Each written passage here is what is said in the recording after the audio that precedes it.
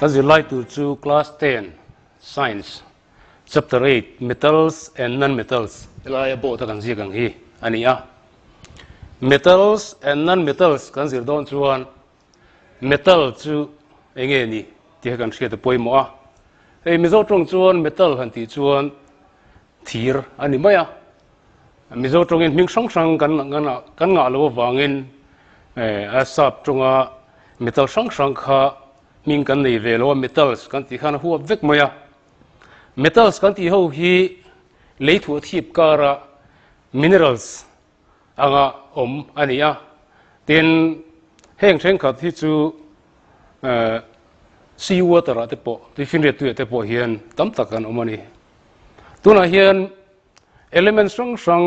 za som pali vel mu chuani to a chung zinga somriat pali te chu metals anni tuna metals ngor khalo thur bing ma sataila non metals kan ti main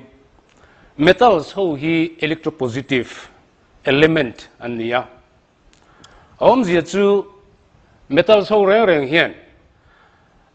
an atomic structure khan valence electrons pakhat emo pahni emo pathum emo nei ho reng kha metals ani vek maya entina tila hian atomic structure model pakhat karon kenga hi sodium atomic structure ani chemistry chapter ma sabera khan inzir to in karinga tin class 9 apo khan nge ya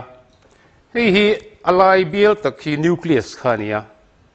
nucleus a tilaya ashing ka han vu thli te hi protons positive charge khani ti chun in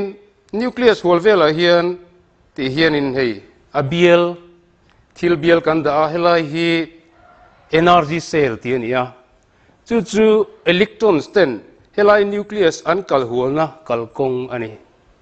ti chun in kan hriat tawng in class 9 a khan zir tawnga hemi energy cell ma sabera hian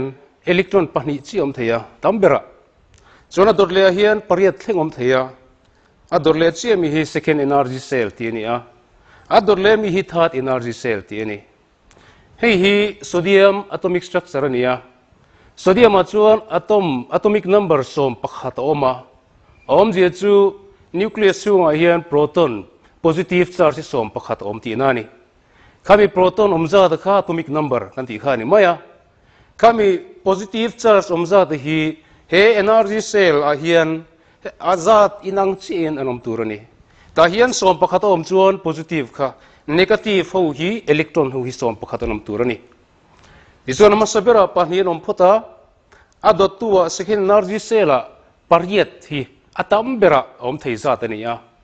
tichuan pahni ganda pariat anom lea apahni belkom chu som lo nia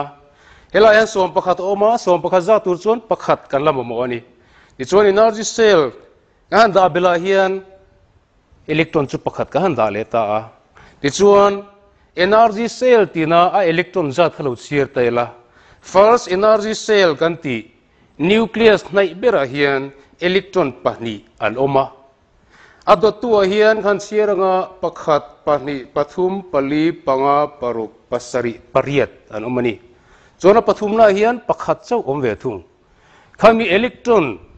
energy cell sanga electron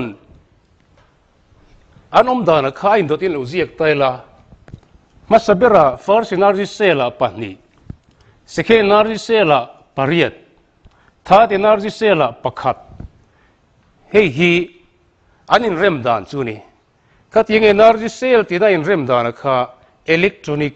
configuration ti ni ta hian outermost cell a hian electron pakhat chawania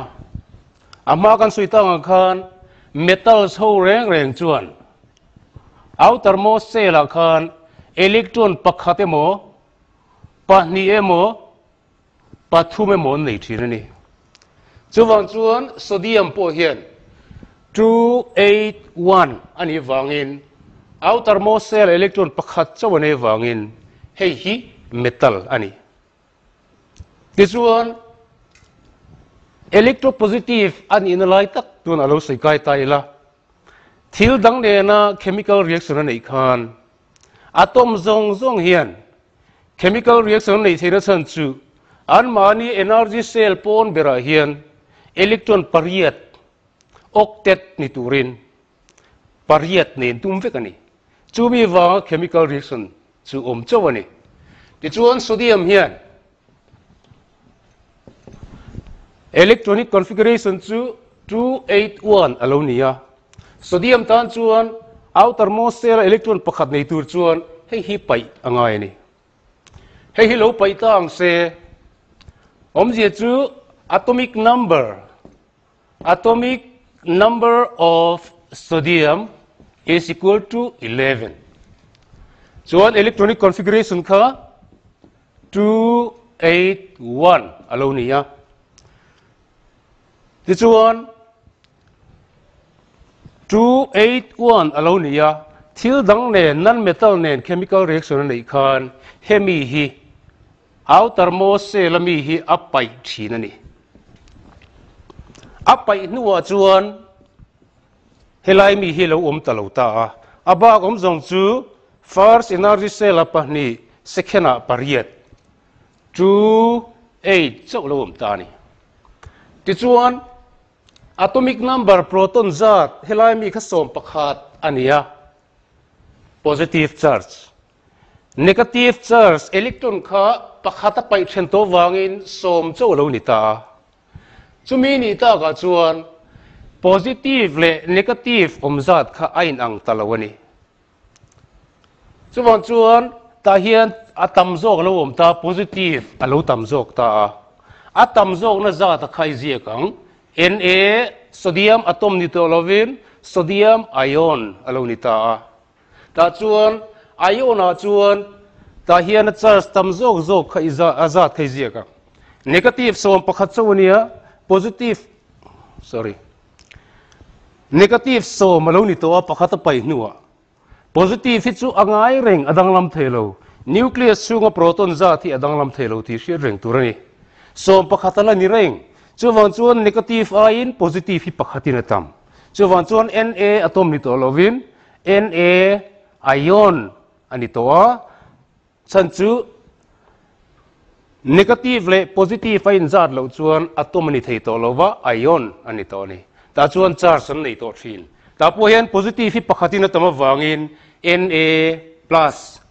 tien zia turani chuwang tak chuan an mani energy cell pon verami electron an nei pakhate mo pahnia mo pathu mo nei kha metal solar reng chuan kha chemical reaction line an pai zela an lo zela ni khatian lo khan negative an lo chuan positive kha nei bel lo ma se alo lang pung ta thina ni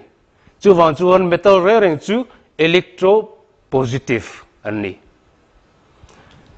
ti chuan a properties a local taila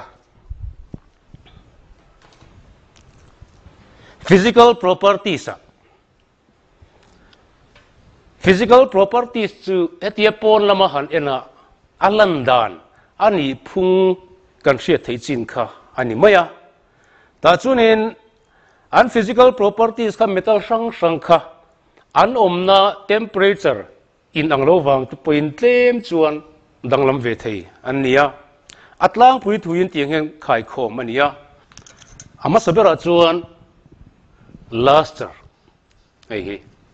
luster chu shining property ani maya metal reng chuan an mani hian tlet na an nei thirani entina ni tina kan experience apo perek emo iron rod emo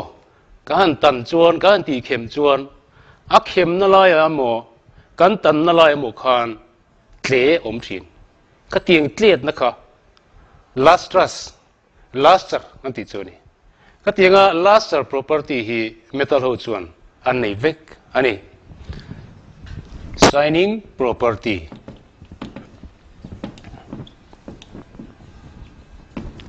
chuan dot le chuan hardness a chan lo a sak lo ti zong khan kan tha thi ma yang chumo metal chu hei po hi tuning fork ania hei metal ani thirani han met ngel thina ka han nor ngial thina a shape adang lam thei mi lo chang em mai ni ka hardness chu ni metal ho chu an changa an sak bok ani tena dor le chuan density ni chuan a samuk zong tila kan sei so lom lo ve ei thir lampang chi metal reng reng chu tereu te po ni se an sa muk em maya an luak kha a volume tereu te po khan an ri zong kha a sa em mai ni chuwang chuan a samuk zong density a khan metal chu an sa muka an density sang high density an ni tian dor le chuan malleability hi a property ming ania metal so re chu malleable ti vek an ni a chan chu metal so re chu pan te cher thei an ni en tinan hei school a point mang vek thine rin oma eng scale te po hi metal ani e te po hi pan taka cher thei na chan chu kha malleability property wang kha ani ka tiang bok kan aluminium foil te po heng te po hi aluminium foil te po hi heng hi metal ania tiang hian pan takin siam thein ni chuwan chuan heng a property pan taka seat pan te siam theina property soina kha malleability te ni ador le chuan ductility lo sei le te la ductility ve thung chu a property zinga mi hey electric wire te po kan ria aluminium te dar zai te ni heng te po hi metal ve kani tiang khan la zai ang main sei takin sin takin hetiang hian ei po hi dar zai ania scale ga ve hi tiang hian sin takin shruyang main tiang hian cher thei an ni khatianga a cher thei na property minga kha ductility chone chawa chon all metals are ductile metal reng chu sin takin shruyang in cher thei an ni kalai kha kan sia reng apoi mo me ador le chuan electrical conductivity tapo hian metal ho reng chu electric conductor thatak ani vek ani anmania electric current akal tlang thei vek conductivity ni chuan anmania electric current akal tlang thei le thei lo soina ani electrical conductivity ni chuan electric current akal tlang thei metal aren en chuan electric current kha an kal tlang thei vek ani chuwan chuan metal kha chu ei wiring apo electronics thila reng po electric current in pass na tan metal an mang zelani ta po chunin metal zinga po chuan silver hi electric current conduct tha thei berania den metal zinga ro chuan mercury kha conduct tha thei lo ber electric current kal chak lo na ber ani ve thum ani tina dor le chuan sonority electrical conductivity kan soya sonority ve thung hi sonority yani chuan metal re chuan han khon deuh hian an mani tangin sound san pa an pe chuak sin ani antinan tuna po hian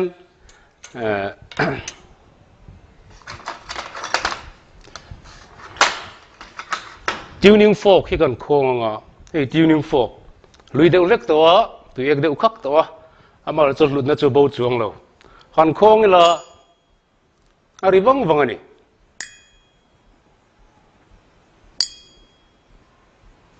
khamia an mania hat object ne ti han khona ri ron siam wang ka tiang chi kha ri siam thei an tiang chi kha metal an ni deuh vek ani chuwan chuan ri an mania ri san baron siam thei kha sonorous tiani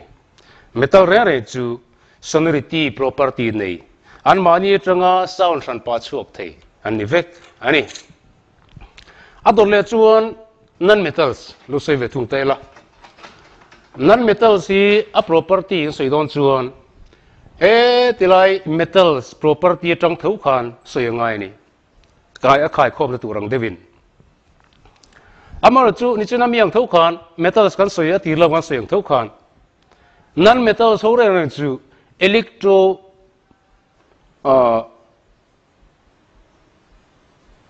lo se thiam lok electronegative anni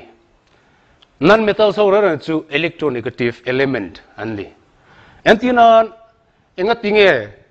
non metal so kha electronegative anni tilai kha lo chui le taila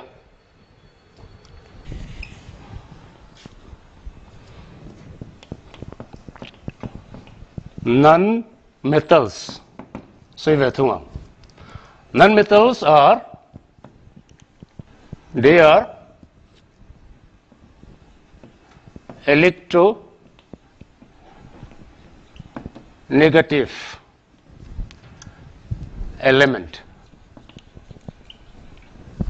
electronegative element anni metal sang lo takin non metals ho chuan an mani atomic structure ni chuna ka en to khan lo enol vele taila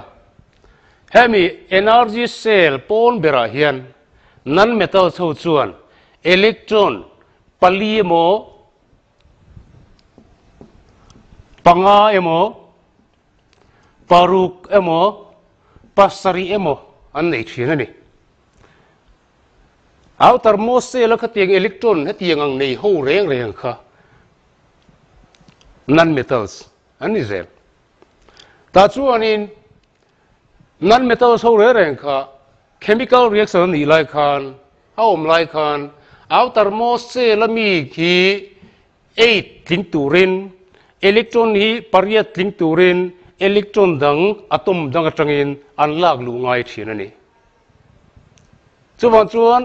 antinan oxygen te hilowen taila oxygen atomic number 8 alonia chuan a electronic configuration 2 6 ani eta hian a chiang ta chu outermost cell a hian 6 ohm 4 5 6 7 ne hu kha non metals kan tia chuan oxygen po hi non metals jinga mi ani te chuan emi outermost cell a hian electron pariat om tir khan tum ve ni chumi om tir tur chuan paru ka tang hian pariat ling turin pahni dang alangai chumi pahni dang chu atom dang atangin ala lut ta ni alak lu nuwa chuan electron pahni kha atom dang atangin ala lut ta alak lu nuwa chuan 2 6 ni thin kha 2 8 alo ni ta ni ti chuan in atomic number 8 positive charge zat atomic number kha pariat ania amaro chu electron hi pahni dang atom dang atanga lak lu nuwa chuan negative zat hi som lai lo ni to ai paruk pasari pariat ni thina kha pahni dang lak lu ta ka wangin som alo ni to ni chuan positive ion negative charge sin tam to zok an tam na zat chu pahni ani chuan o po hi atom ani to lova oxygen ion an lo nia ni chuan a charge tam zo khai zia ganga pahnia tam zo ka wangin negative hi pahni zia turani ani lo point o 2 minus tien zia turani chuan chemical reaction renga non metal so chuan electron an lak lu thina wangin negative kha an lo pungta a positive aya negative an lo puntak thina wangin non metal so reng chu electronegative element tian ni ole ti chuan physical properties a local ve thung taila non metals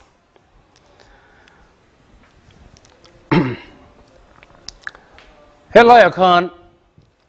amasa khan metal so kha kan bultan kha luster ania luster tlet na ani mà là chú non metal số chú gần xia thiir ni về lâu khá ni mày à atlet đâu gom mà se atlet lâu cái tấm tắc anh mà ni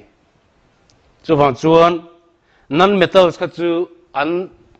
atlet nan ni về lâu thế về đâu lấy cái ni po hiền dal đâu ruồi anh đi tlang quỳ ni chú vang chuan last atlet na property cái chuan atlet na an ni về lâu tiếc khai khom khá they do not have lustrous property ti te po khan da taila adik ome tina dor le chuan hardness an chan le chan lo thu khan kan sia non metal chu tuna po khan in bulvel khan en taula thir ne velo ho zong chuin siang in thom no te in thutna tu theng te in do kan te in le khabu te in pen te in pencil te in nore na thing khan thir chun ni lo phot mai khang ho kha an chang em atlang pui thuin an chang lo ani yen man su khan enge mu thei lo nan metal salo mem lo om tro oxygen in hi blue ta in mulo nan metal sani carbon dioxide in thochu ka in mu thei mi lo rong nei si lo wa khang ho zong zong kha an chang lo ani chuan chuan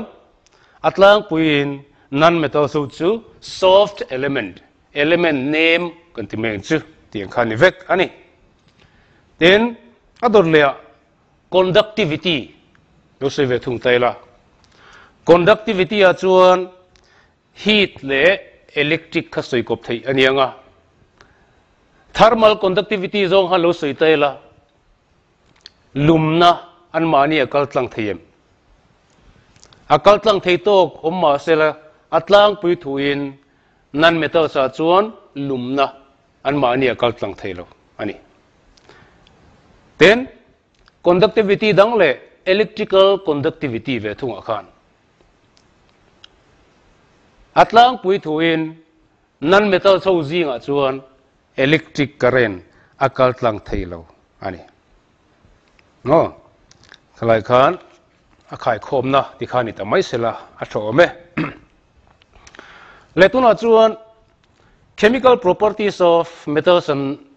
non metals lo sei ve thung don taila amar chu hemi ma hian a chemical properties kan soi ma hian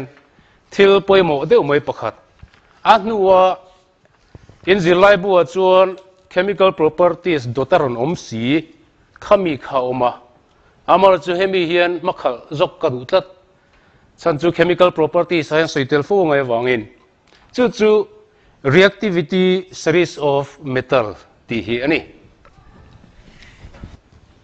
a reaction achak dan inang lo tak tak kha metal san amani ta chunin he metal song sang aroma khang metal song sang kha acid le tuinen a chopolin oxygen ne na chopolten an reaction chakdan khai nang lo ni chona chakdan indotin an remta a chakber a chungbera a chaklober a noibera tiang khana chakdan indot khan rim anitani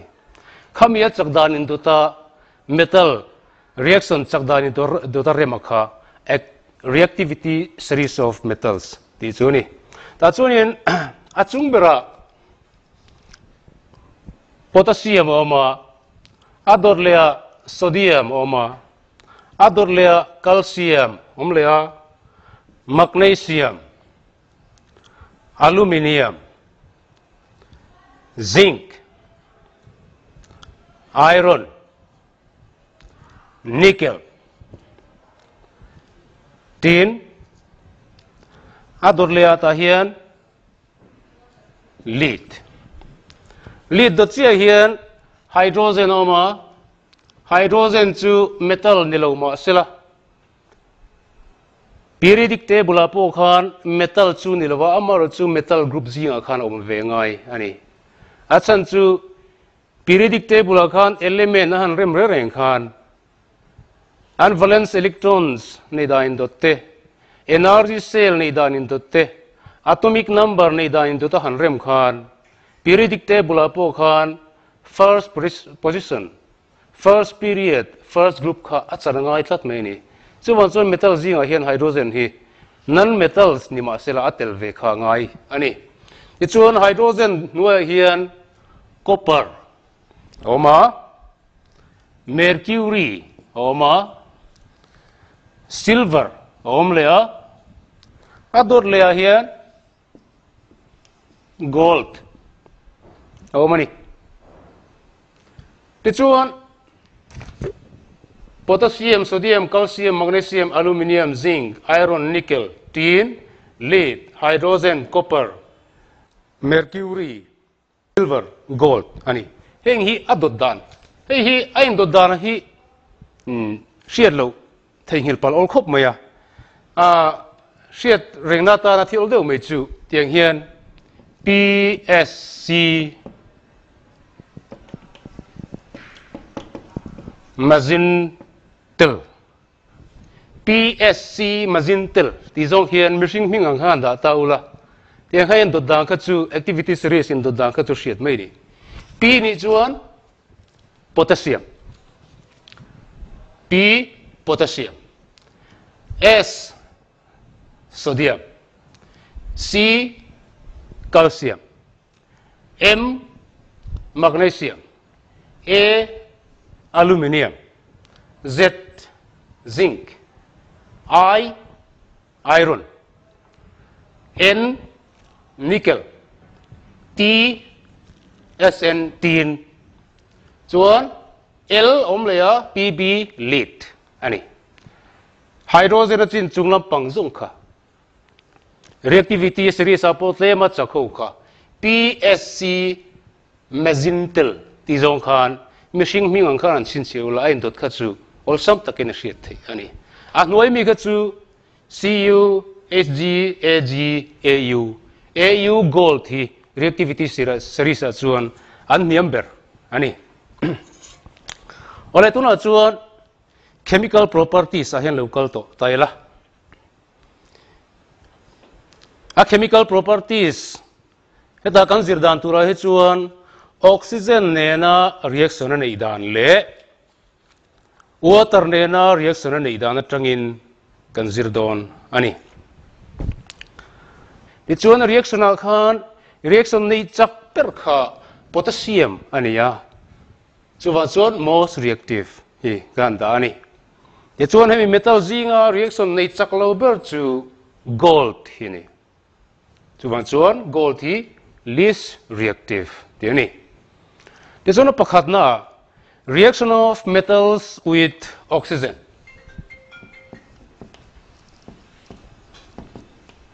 reaction of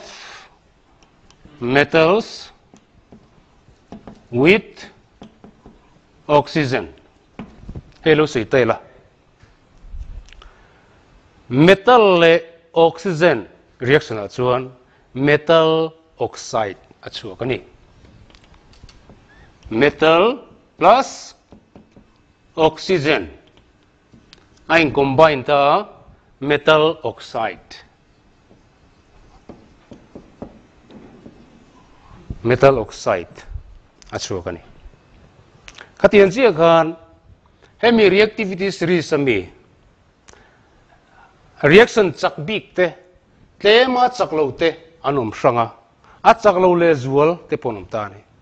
chumi zinga chuan highly active metals anti chin potassium sodium calcium heng pathum hi oxygen ne na in chopolin enge lo chuakang sodium le oxygen a in chopol chuan enge lo chuak tang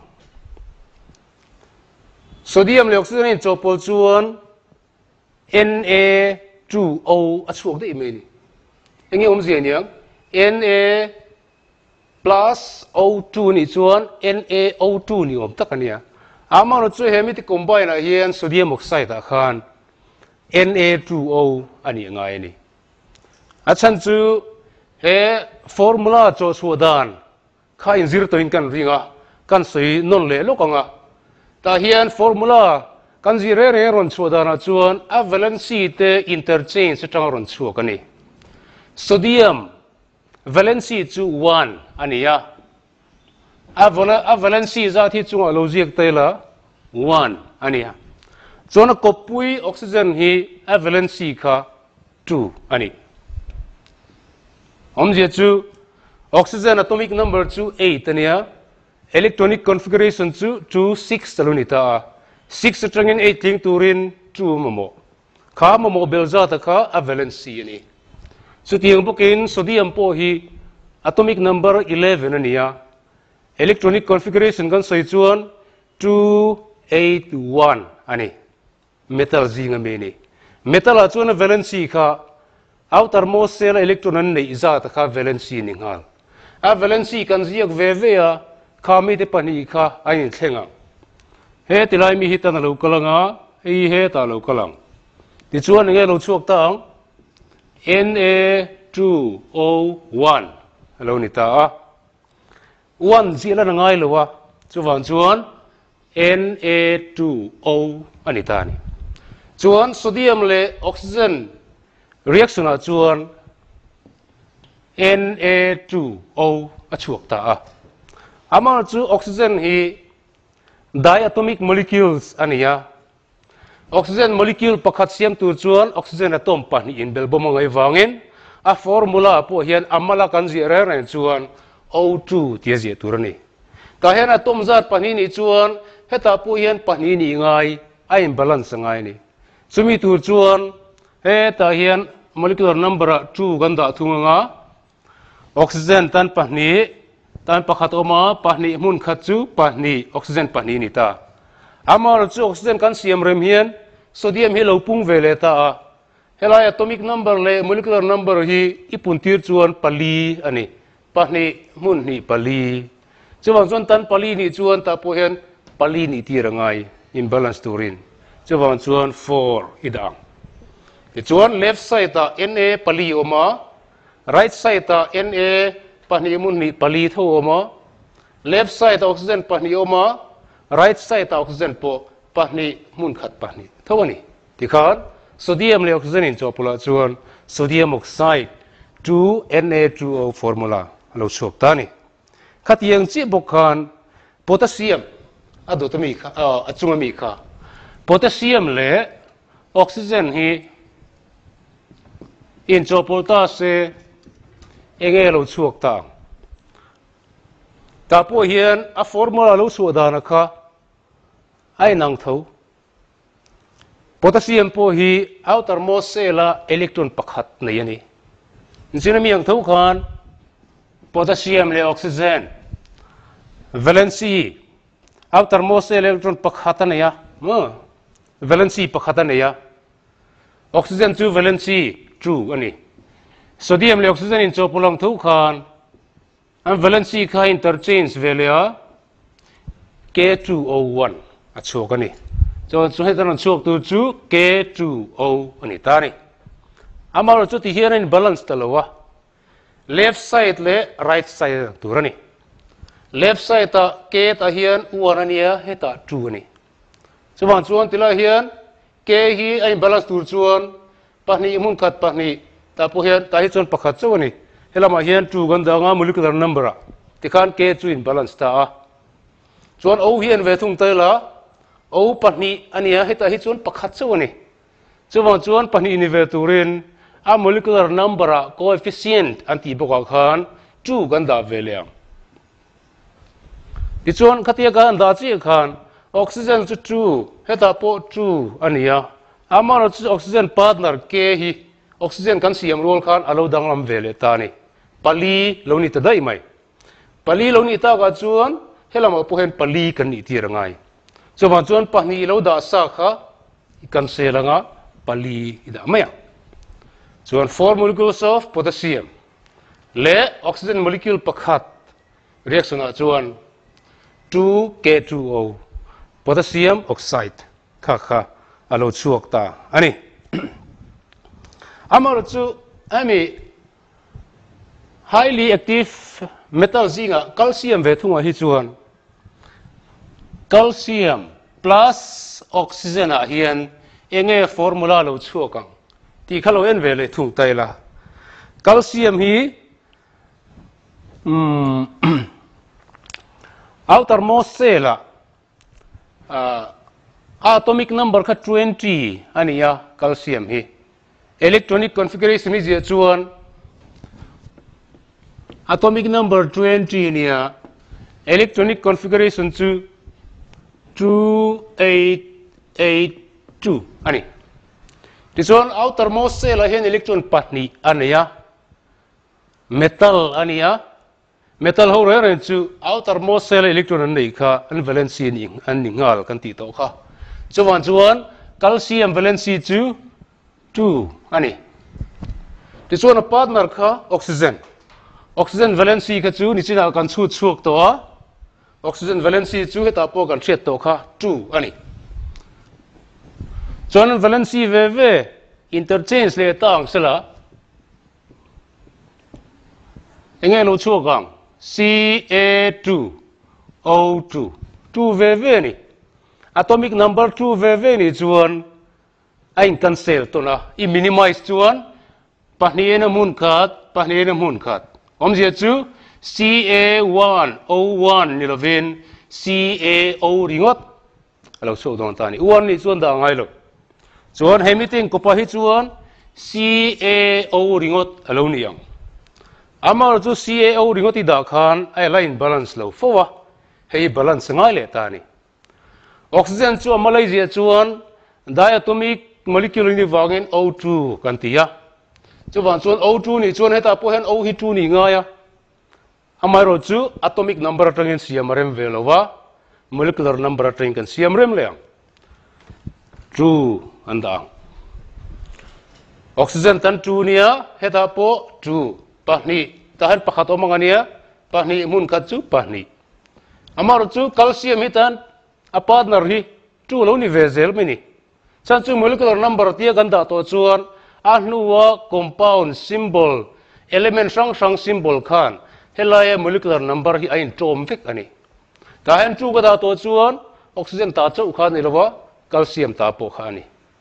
chuan chung calcium hi 2 lo ni ve ta ka chuan helai calcium hi molecule pahnih kan hman angai ve ti na ni chuan 2Ca kan da ta 2Ca le O2 in combine chuan CaO a chu ba ka 2 ve common kha molecular number ai mangta 2CaO ti khan da ngai ta ani chuan potassium sodium calcium hemi te a hian metallic oxide a chuak vek ani le dor le chuan active metal tinia active metal hemi te pathumi chu highly active ani a reaction re pokha vigorous reaction ani a reaction kha chakbi ka heat energy te kha pechuang sa bik sin ani kha aya ne deu lexi amaro chu reaction chakve tho si kha oma chu magnesium ni magnesium pokha oxygen nen khan reaction khan nei ol sambik lem lova ti sat chowin ani ve thung ani magnesium le oxygen in chopol chu ani nge chuakang Mg le O ngai ta Mg ani chuan oxygen nen reaction lo nei don ta O2 ka tina san chu ni chena kan sei to kha sei non ngai to lo tur angai la chuan Mg le O ain combine anga combination reaction lo manga ain combine ain chopol topang ta chuan MgO alo chuak ani ta po hian a formula da na khan magnesium hi metal ania chuan ain combine a po khan a metal kha chu zi ama sak zel turani ngati nge hemin tein chopola hian MgO kan tia OMg ka tilo asan chu metal zi ama sak tur ani magnesium hi metal ani vain kan zik ma sata MgO ti lo ni tani ti chuan ti hian ain balance ta hian O2 nia ta hian O1 ania one lam hi 2 kan ni ti rangai ta hian 2 kan danga 2 kan da chi khan Mg hi lo pung vele ta Mg hi 2 kan ni tir vele ngai left side lama hian 2Mg plus O2 alo chuak ta ni ni chuan magnesium oxide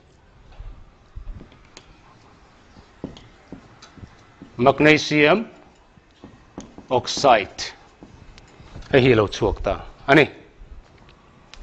chuan dor le chuan active lo de ulek chu copper te nickel te iron te aluminium te khatiang ho ve thung kha chuan reaction kha nei tur chuan temperature sang tak an ngai ni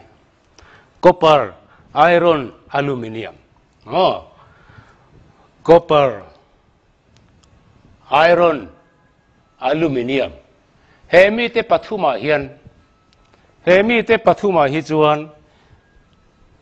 oxygen ne na chemical reaction turin temperature sang tak mangai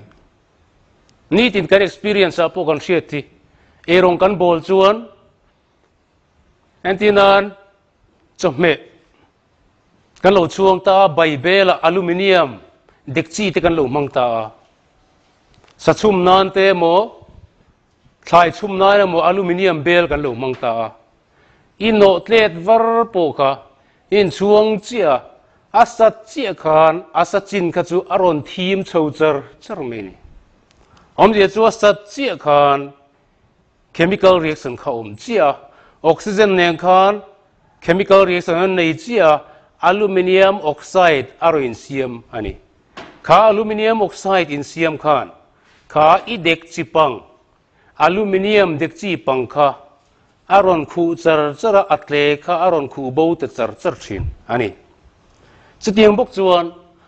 dar bo hi copper le oxygen reaction a chuan copper oxide a chuak ani Cu plus O2 copper le oxygen a chuan copper oxide CuO tapo hian an balance lenga 2 molecules of copper le 1 molecules of oxygen a chuan 2 molecules of copper oxide a chuak ani chuan iron nen ve thung hian engting elum le iron le oxygen reaction chu ni tin hian kan experience ani entina khono lai phei chuan zan khuain ichem te kha po nei da chuan tui e kin lo bom thin ani kha tui e ka kha iron oxide ani Fe plus O2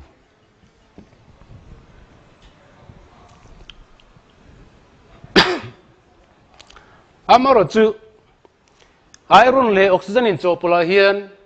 nichina kan huang khan FeO2 ni om tak khania amaro chu FeO2 hi achuak tlat lo mai ni he lai formula ron chu dan kan zia tang tho khan lo chui le taila FeO2 ga tinge chu lo wang achan chu Fe le O hi an valency ve ve ziak taila Fe chu atomic number som ni paruk ania electronic configuration chu 28142 ani ti chuan outermost cell electron pahnia nei wangin Fe iron hi a valency chu pahni ti nani sorry kha kat le ngai o atomic number hi som ni paruk ania ti chuan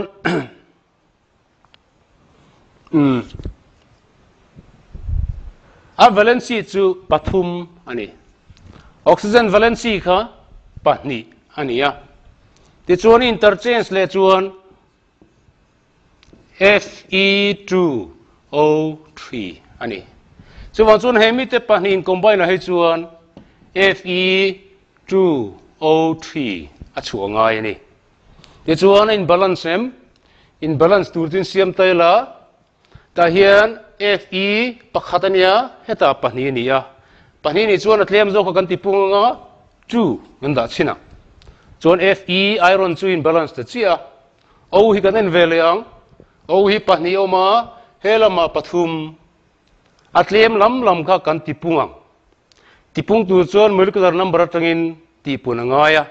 ta hian uan om sa pahni mun khat chu pahni ania hei hi alat luglova a dot chia chu uan dot chu tu ni maya molecular number chu ganda ang chuan pali lo ni ta amaro chu helama hian pathumania align balance te chuang lo chuan iti kan ti ta kang helai atlem lampang hi kan tipung ve leang ta hian pakhat om sa pakhat mun thum pathum hei hi ala equal lova pakhat aya pahni da taila pahni mun thum paruk alo ni ta oxygen parukania helam hi lo tlem ve le thung ta ni ta hian parukani chuan helam po hi parukan ni tir ve ngai atomic number atangin siamarem si lova molecular number atang kan siam le paruk ni tur chuan hetami 2 times table atangin pahni mun thum paruk angai ta ni pahni mun thum paruk 3O2 angai ta ni ti chuan khatia kan da nu khan am partner oxygen chu kha kan ngai tu theilova a partner iron kha lo pung ve le ta ni iron omza ti right side a hian pahni mun ni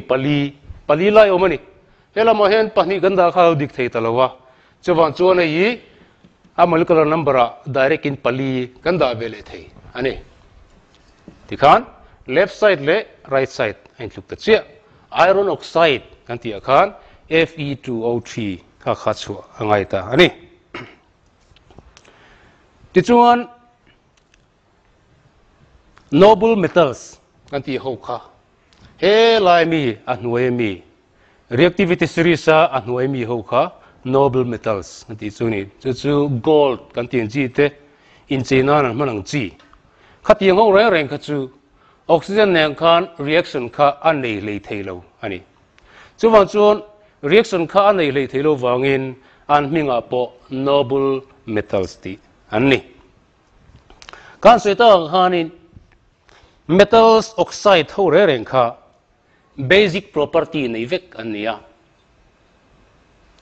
basic property omzia chuan khang metals oxide ho kha acid nen chopolin salt le water an siam theni amaro chu metals then khat aluminium oxide te zinc oxide teng chi chu acidic property le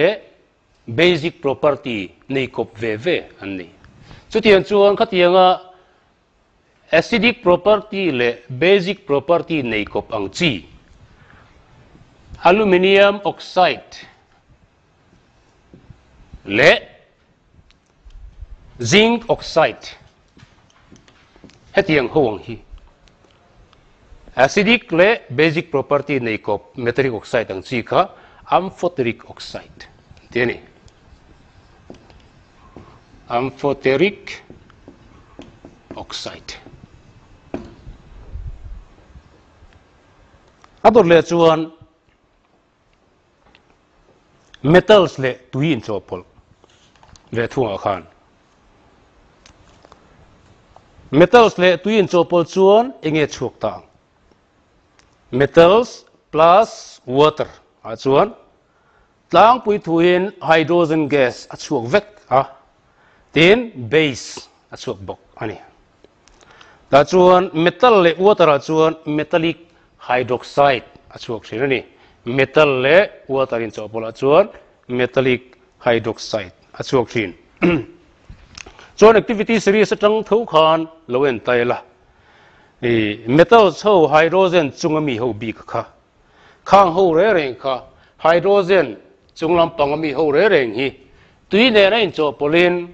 hydrogen gas an siam chuaka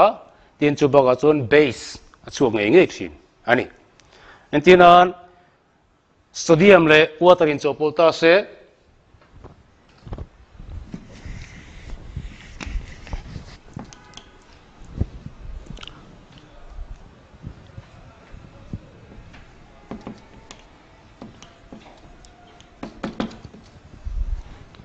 sodium le water ta hian sodium le water in chopol chuan sodium hydroxide le hydrogen gas achok thin ani hydrogen gas le sodium hydroxide hei po hi balance le don tela Na pakhat ania sota pakhat ania left side le right side ainang si ani hydrogen tan pahni nia helama hian ei zang hydrogen hi pahni plus pakhat pathum ani chu wa zon tilama hian pathum ania helama tlem zo ka chu wa zon helam hi kan ti pun angai ta hen pakhat om sa pakhat dot tu chu pahni ania pahni idang pali lo ni ta maro chu tilama hian pathum ala ni reng heta hian pali ni chuan helama po pali ani ngaya ta chu ni siam rem na tur chu hydrogen an nei ve ve a tar oma ta hian oma a tlem zo na lama khan kan siam rem chu gandanga hydrogen chu pahni plus pahni pali lo ni ta ni hydrogen balance mar chu partner hi oxygen hi ta hian pakhat om angaria pakhat mun ni pahni ta po hian pakhat mun ni pahni oxygen chu in balance sodium vetung hi pakhat ania heta hian pahni ani chuwang chuan tlem lama hian kan siam rem le 2 Na ikhan left side le right side in balance te chia ani e chuan metal le water in chopula chuan hydrogen gas le metallic hydroxide NaOH kha aron chuak ani chu hydrogen a chin chunglama ho kha chuanin heng hi hydrogen gas a chua ba ka base a chuak zia ani ten pathina chuan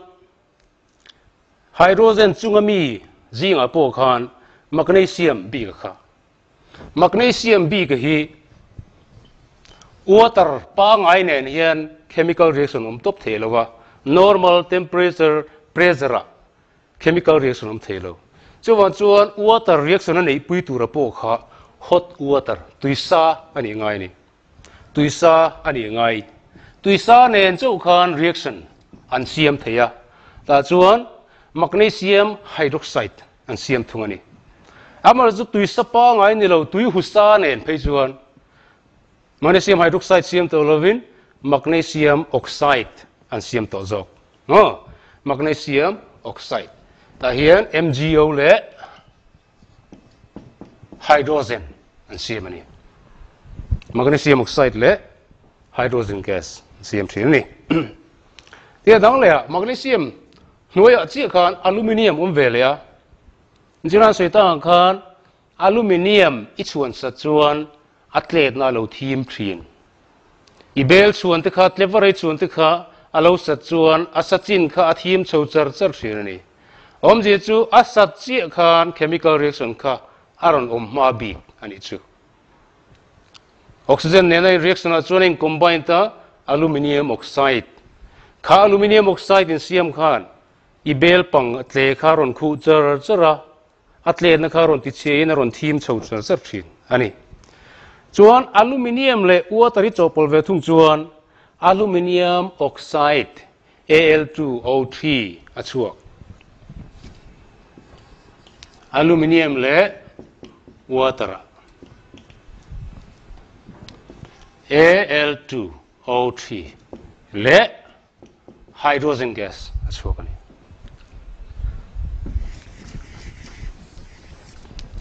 aluminium oxide le hydrogen gas chuak thin ta po hian balance ngai le ta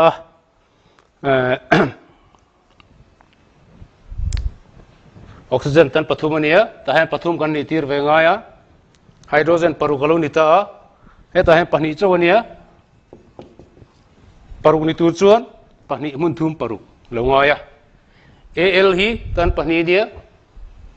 he ta hian pakhatania tu kan danga pahni ve ve lo nianga ti chuan oxygen hi pathum eta po pathum ti kha imbalance ta ni aluminium oxide le hydrogen gas a chuak ani tin hydrogen hnuai mi ho hemi ho chu tuinang khan chemical reaction an nei thelo shrim shrim ani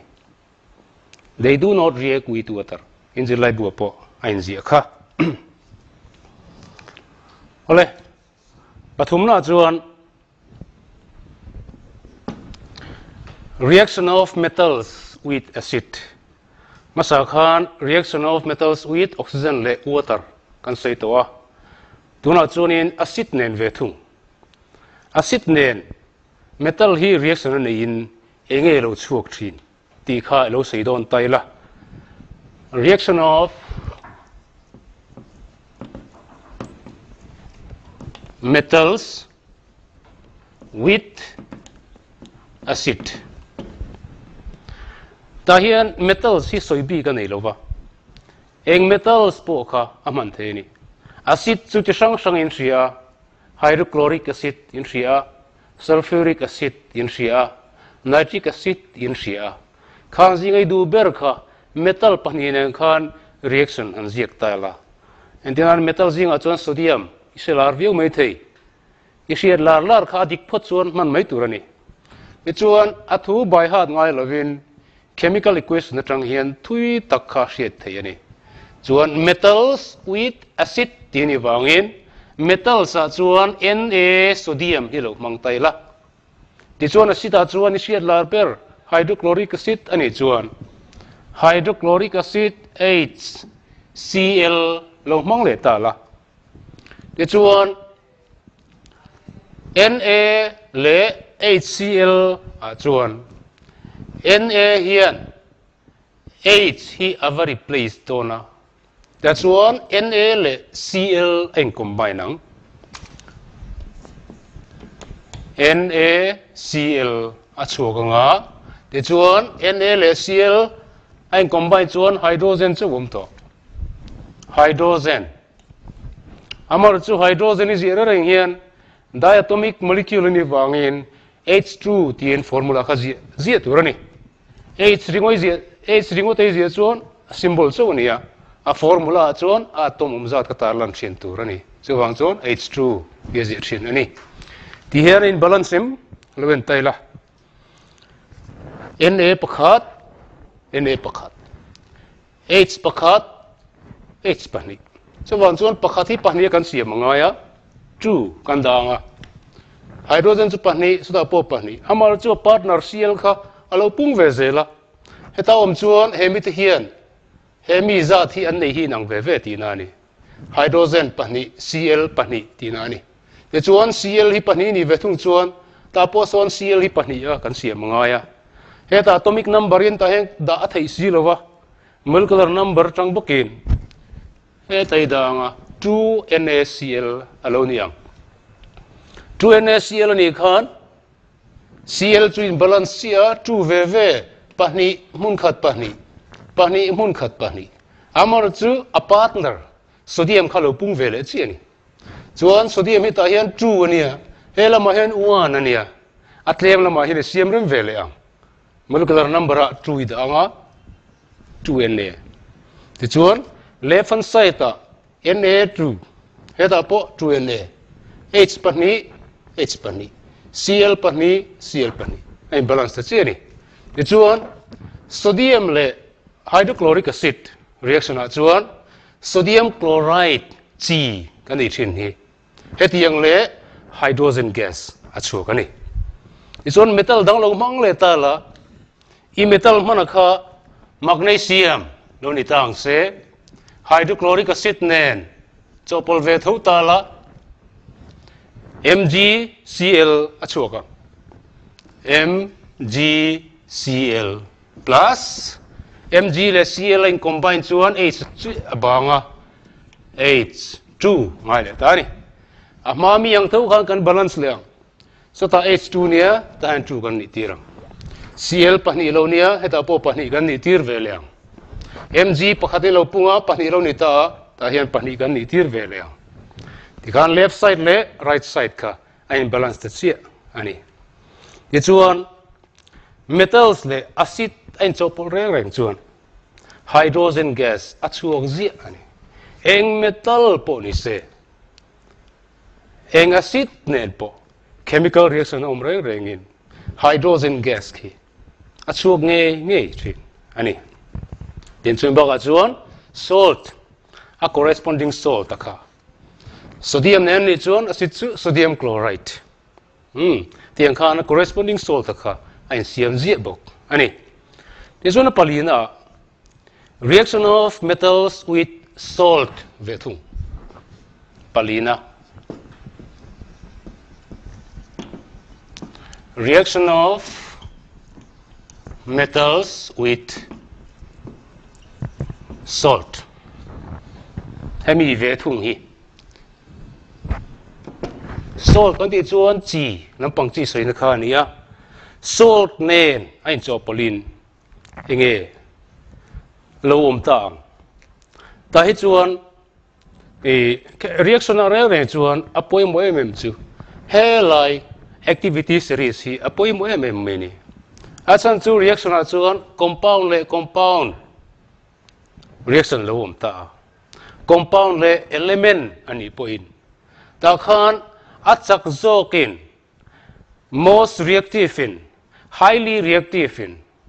more powerful metal kan ti dol nge a reactivity a achak zok khan achak lo zok kha anek chuak thinani a this place thinani chuan chunin heta po hian salt le metal kan chopol ren chuan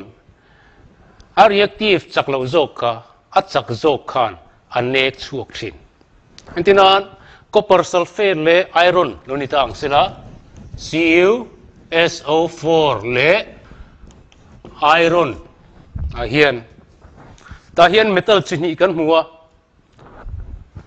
copper hi metal ania iron po metal ania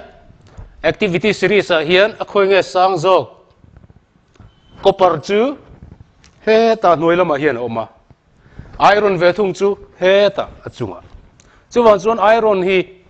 series a hian omna chung nu jok chuwan chuan copper iron hi reactivity achak jok ti chiang ani chuwan chuan achak jok hian achak lo jok hi anek chuakang iron hi chak joka he mi tene na ain combine chuan iron hian copper hi nek chuakanga copper omna hi iron in aluang ti chuan ain lualan nu chuan enge lo om tang Cu kha Fe na nek chuan FeSO4 alo nianga chuan Cu hi Fe hi na nek chuan amalin alo om don ta ni Cu metallic copper le iron sulfate a chuak ta ani kha metal le salt in chopola chuan a chhuah dan ania he acid te hin poimo khop maya ta hian acid a po hianin metal ne khan hydrogen gas a chuak vek kan ti lai khan nitric acid a hi chuan